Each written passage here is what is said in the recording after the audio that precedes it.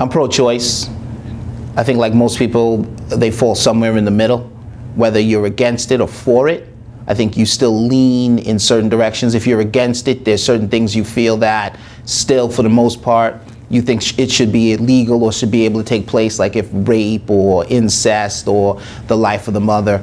And if you're pro-choice, I think most people feel there should be some regulations, how long you can wait before you have an abortion. I think those are the kind, what type of abortion you can have. I think those are the type of things. But for the most part, I'm definitely pro-choice. I think it should always be legal. I think we're a better society because it is. And so I would always advocate it being legal. I think, I don't think the government should have the right to regulate. I don't think they should have the right to set a number and say this is how many you can have or this is how many you can have in a certain amount of time. I think that should be up to the individual. If I have the right to do something, then it's my right to do it. There is no other precedent where there is, you have the right to do something, but only this amount of times. So I definitely wouldn't say abortion should be one of those things.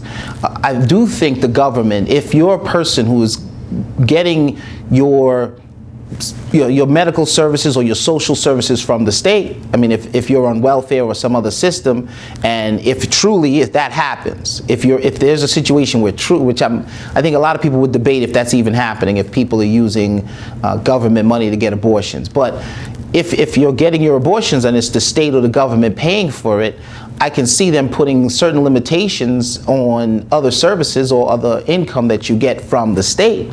I mean, at some point, in a society where people are receiving services, I think we all have a responsibility to use those services responsibly. I don't think we should be able to abuse them. I mean, we're all paying in, we're all connected, and so we should all be expected to do our fair share, and also to be conscious that it has to be there for other people and not abuse it, and not all there for us personally. So I would be in favor of certain regulations that may affect in different ways.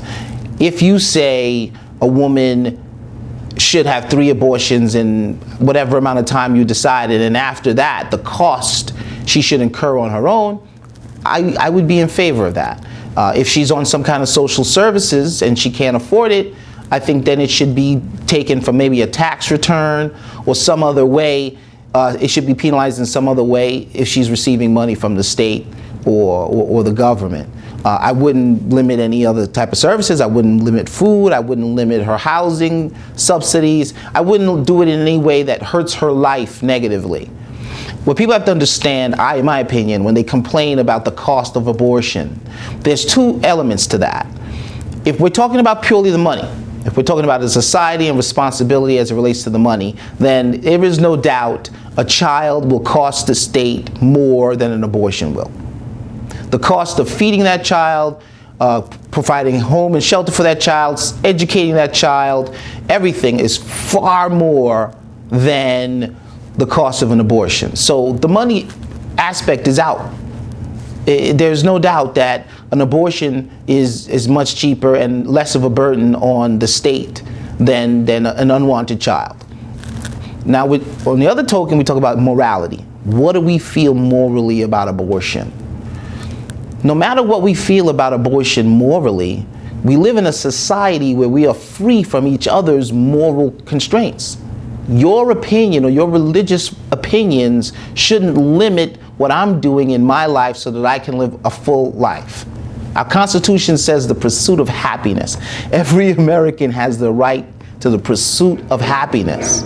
So the only way we can have a system, and the brilliance of that, I think that's a brilliant thing, but the only way we can have a system in which people are able to pursue happiness is that we are protected from other people's idea of what my happiness should be. So I don't want to speak bad about other people's moral beliefs or their religious beliefs. I just am glad I live in a society, and we all live in a society, where we can live what we think our morals will tolerate or stand, and everyone's free to do that. So that's how I see it. That's how it plays out in my mind. So from what I think what most of us know, the two dominant parties, Republicans and Democrats, they argue and they war about this issue. I totally believe most people, I think if you polled most Americans are going to fall probably somewhere between the extreme liberal position on abortion and somewhere between the extreme conservative position on abortion, especially politically. I think most people, most people do. I think for liberals, Democrats, the position is that it should be legal in all shapes and forms, and it's the right of an individual to have that, and that's that. I think for conservatives, Republicans, the idea that I think they truly are warring to make it illegal. I think sometimes even when they talk about, well, we should have certain regulations, I mean, they may say some of the same things that I would say or another pro-choice person would say, but at the end of the day, I think it's really about lessening the strength of that right so that they can inevitably get to the point where it's no longer legal. That's disturbing to me. I think what disturbs me is that people who fight for the freedom to take away other people's freedoms, and even when you fight to keep your freedoms, they feel like you're infringing on their freedom to take away yours.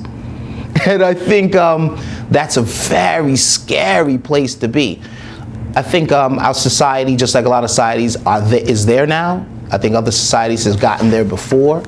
I think if any country is going to come through that and go through that and come out on the other side and be okay, I think it's ours. I think we're designed to have these kind of social revolutions and then come out of it and be a better society, or at least a somewhat different society.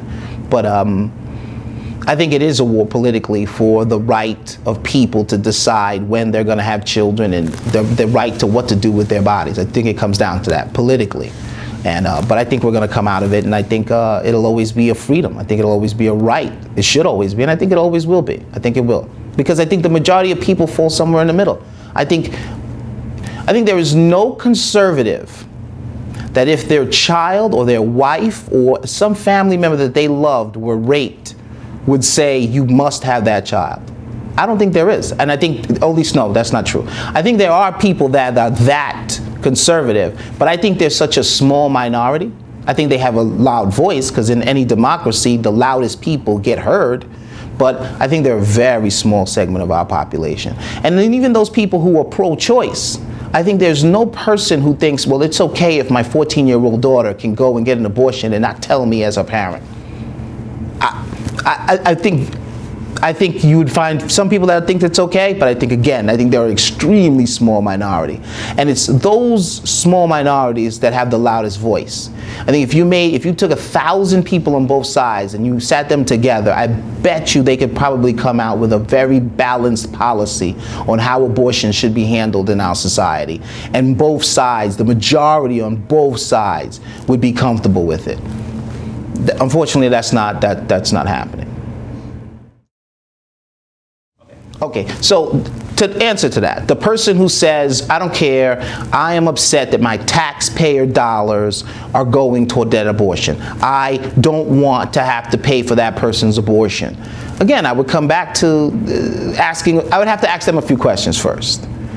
Because as far as the money aspect and what it costs them, it's so minuscule, I'm surprised that they care. So I really, truly believe the money aspect of it would be out of the argument.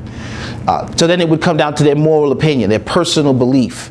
Hey, I think this is morally wrong and they shouldn't be able to do it, and it offends me that, a person is doing it multiple times.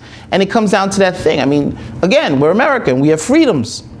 And so we're so free that we feel comfortable exercising our freedom to decide what other people do. And it offends us. We're so used to being able to be free in everything we want to do, it offends us. I would have one point. Every person that is so violently opposed to abortion that they're willing to fight and do in some cases, some very wicked things, then adopt a child. Unless you can say, in my opinion, unless you can say you have a child that you adopted and that lives in your home, then you have very little moral position to say people shouldn't be having abortions. Because you could be out right now saving children all day, every day. So if you're going to tell someone that they should have a child that they don't want, then you should have adopted a child that someone didn't want. Then we can have a moral conversation about what another person should do with their body and how they should be forced to have a child. That's just my opinion. That's how I feel. But I think if more people said that and more people expected that, I really think, to be honest with you, if all the people who feel they're on this mission, if they all of them adopted children, this abortion issue would probably go away. Because the option that they want to advocate, have this child even if you don't want this child, would be solved. Because there'd always be a home for that child.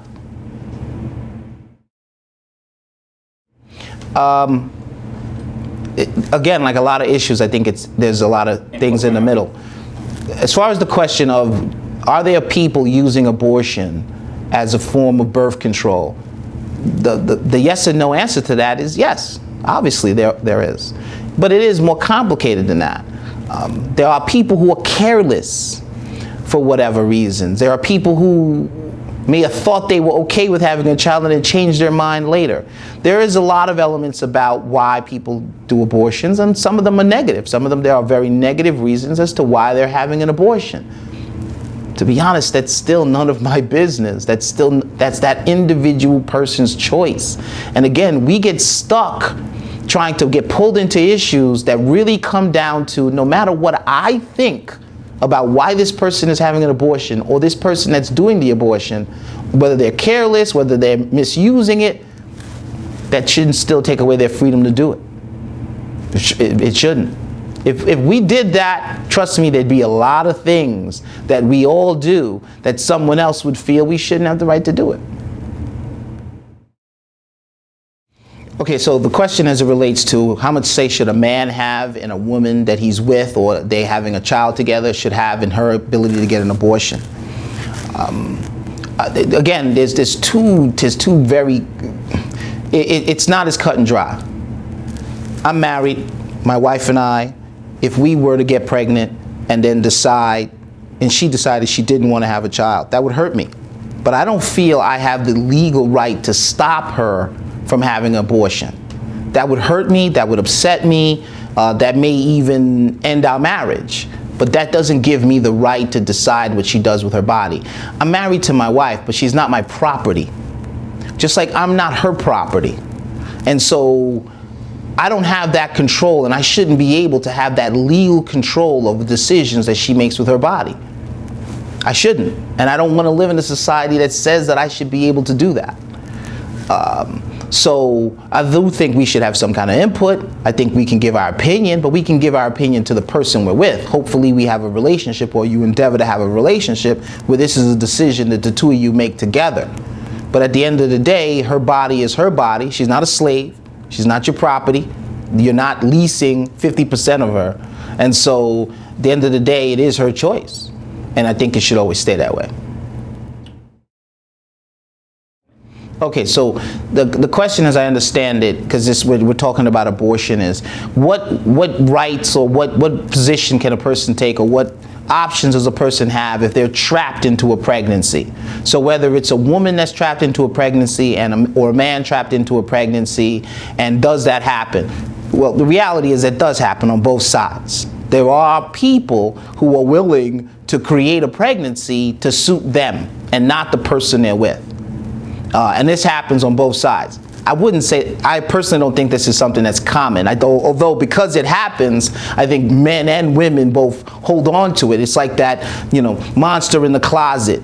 It's this terrifying issue that when it comes up, it galvanizes everyone and everyone has an opinion. I think it's a very, very small percentage of pregnancies are happening out of some kind of intentional trapping or a situation where they're forcing it on someone. But it does happen. There are women who get pregnant specifically for the benefit of having that man, for whatever reason. However, whether it's for money, whether it's for support, whether it's emotionally, whatever the reason. There are men who intentionally impregnate women so that they can have some connection or hold on to that woman. It has happened. So it's not a fantasy. I just really believe it's a really uncommon thing. But because we all are so passionate about it, it feels like this.